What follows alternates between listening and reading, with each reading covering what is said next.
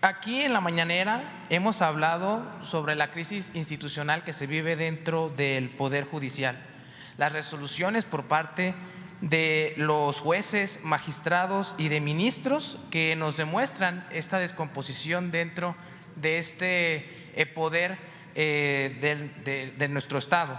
Casos son muchos, jueces que conceden amparos que benefician a empresas extranjeras e intereses facciosos, magistrados que liberan las cuentas de delincuentes, como es el caso de Cárdenas Palomino, o de ministros que, como ya hemos escuchado en los últimos días, pues violentan flagrantemente la Constitución.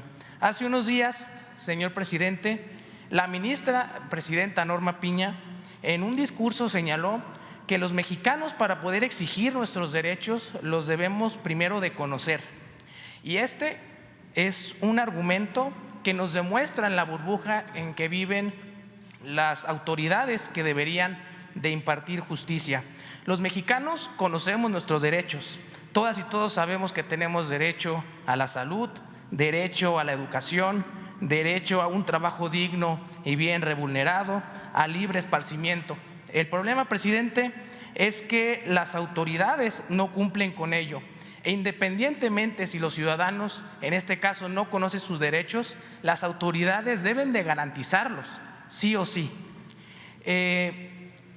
Todas y todos los mexicanos tenemos derecho a la justicia pronta y expedita, y en este caso, presidente, pues es uno de los derechos más vulnerados en nuestro país. Hay ciudadanos que llevan años en la cárcel y no tienen sentencia, y aquí también lo hemos denunciado una y otra vez. Los que deberían de proteger y hacer valer la Constitución son los primeros en violentarla, y mucho de esto, presidente, se debe a que ellos no le rinden cuentas a nadie.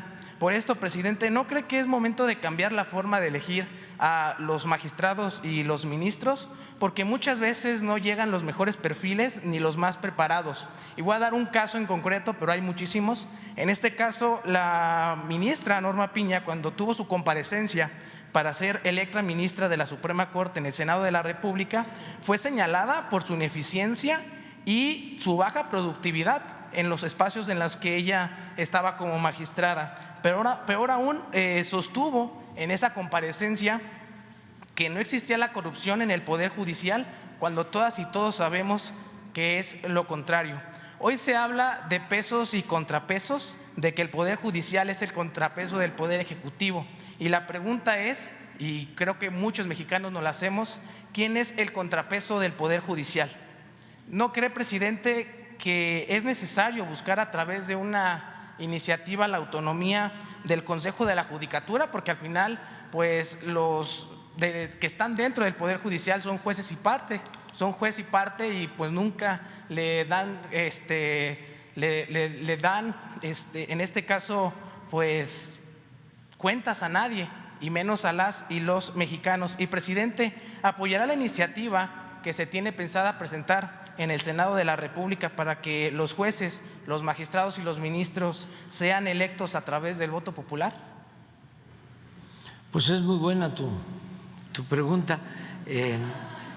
Yo coincido de que tiene que haber una reforma al Poder Judicial. Ayer hacía yo una reflexión de que se puede llegar al gobierno, pero hace falta la transformación del Estado,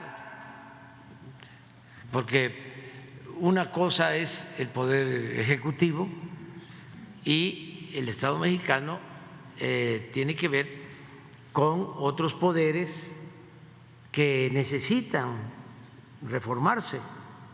Se ha avanzado bastante en el Ejecutivo, sobre todo combatiendo la corrupción, que no haya impunidad. Se ha avanzado en el Poder Legislativo, ya no hay moches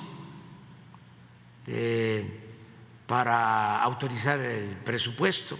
Antes les daban a cada diputado, a cada senador, les daban un presupuesto, o sea, un soborno para que votaran. se llegó al extremo de que 3 años seguidos la Cámara de Diputados, que es la Cámara que aprueba el presupuesto, tiene la facultad exclusiva para aprobar el presupuesto, aprobaba por unanimidad el presupuesto. Todos, 3 años consecutivos, porque habían esos moches. Cada diputado recibía un recurso cuando no le corresponde, porque no es su función la de ejecutar. Recibía un oficio de autorización para poder disponer de un presupuesto en 3 ramos. Les daban para el mejoramiento de las calles, para la infraestructura deportiva y para la cultura. Eso se repartía entre los diputados. Y llegaba un diputado a ver a un presidente municipal o a un gobernador, aunque no fuese de su distrito, y le decía: tengo esto, 10, 20 millones para las calles, te lo asigno a ti, nada más que me tienes que dar un 10%, un 15%, un 20%, un moche. Si no quieres así,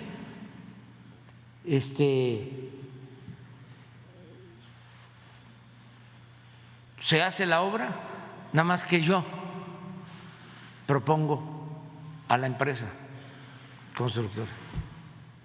Así era. Y a los líderes de los grupos, a esos les daban más para repartir. Eso ya no sucede. Por eso nosotros no sacamos unanimidad en la aprobación del presupuesto, pero no quiero unanimidad, no, a ese precio, lo que diga mi dedito. Entonces ha avanzado la Cámara de Diputados, la Cámara de Senadores, pero es muy vergonzoso que cuando autorizan, cuando aprueban la reforma energética, les dan dinero para votar. Y hay algo, bueno, no lo voy a decir porque tenemos invitados y aquí hay pluralidad, pero está demostrado, está preso el que estaba de director de Pemex, y en su declaración oficial habla de que recibía la orden de darle dinero a legisladores, no voy a decir de qué partido para no meterme en eso, para votar por la reforma energética. Entonces, eso ya no. Sin embargo, como tú lo señalas, el Poder Judicial requiere renovarse. Y es un asunto complejo, porque es un problema estructural.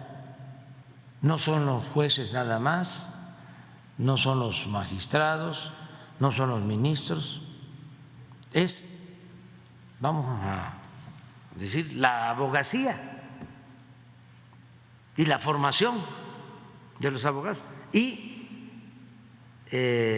las escuelas y la educación, porque se tiene que tener abogados rectos, profesionales, honestos, cercanos a la gente. Hace unos días comentaba, si este ministro, ¿no?, que canceló la ley electoral, uno solo, como Su Alteza Serenísima, como representante del Supremo Poder Conservador, Imagínense suspender una ley, un ministro, una ley aprobada en el Congreso. Si hay un poder que tiene que ver con el pueblo, que tiene que ver con la soberanía popular, es el legislativo. Y que una gente que no es electa por el pueblo suspenda una ley, pues ya se pueden imaginar lo que eso implica. Bueno, si ese mismo señor con facultades amplias, abusando del poder, dijera: a ver, presidente, usted que está cuestionando tanto al Poder Judicial, nombre usted, proponga usted a los 1.500, 1.800 jueces. Nada más que tiene usted que garantizar que sean profesionales, que sean honestos, que sean cercanos a la gente. ¿De dónde los voy a sacar? Es un problema estructural, o sea, no es un asunto que se pueda resolver de la noche a la mañana. Y así estamos en otras profesiones. El caso de la abogacía, pues toda la formación en los últimos tiempos tuvo que ver con el derecho privado, con lo mercantil, con lo penal. Y el derecho público casi desapareció. El derecho laboral, el derecho agrario, el derecho social. Ya no se enseña eso. Cambiaron los planes de estudio. Entonces, ¿qué necesitamos? Pues seguir avanzando, ¿sí? Seguir reformando, transformando, mejorando los planes de estudio, poniendo en correspondencia la educación con la nueva realidad que estamos viviendo en el país.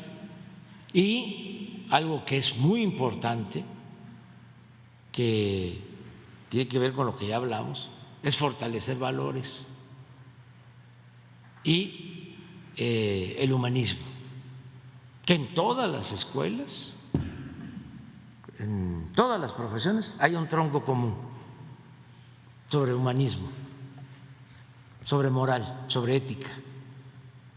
Y después, ya, que vengan las eminencias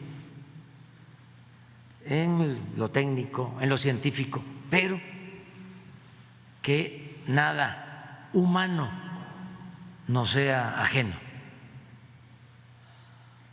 para tener así buenos profesionales, porque si no, pues todo es mercantil, todo es material y lo espiritual se queda de lado.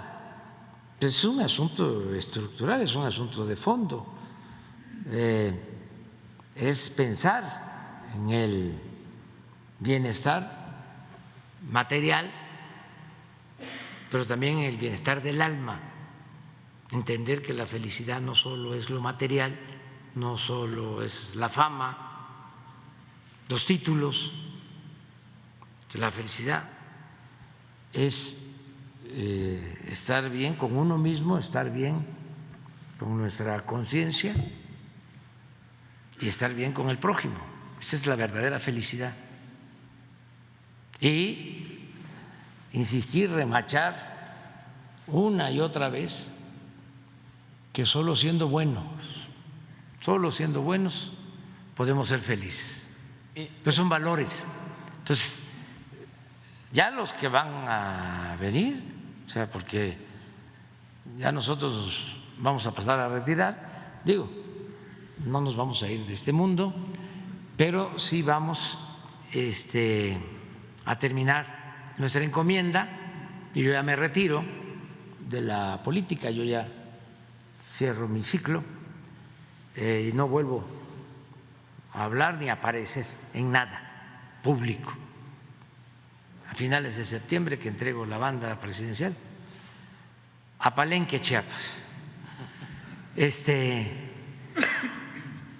Pero me voy a ir, además de irme con mi conciencia tranquila, me voy a ir también con la seguridad de que va a haber relevo generacional y que nadie debe de sentirse insustituible y no caer en el necesariato y no tener mucho apego ni al poder ni al dinero. Y los que están, los que vienen, ahora que voy a los actos, me da un gusto que predominan los jóvenes, como nunca. Ahora que hicimos una manifestación, una marcha, no podíamos caminar, no hubo marcha, no podíamos dar un paso, hasta era asfixiante, ¿no? Volteaba yo a ver así para agarrar aire y lo que más me fortalecía era que veía a mi alrededor puro joven y en mis adentros decía: ya triunfamos, porque hay relevo generacional. Eso es muy importante. O sea, ya se echó a andar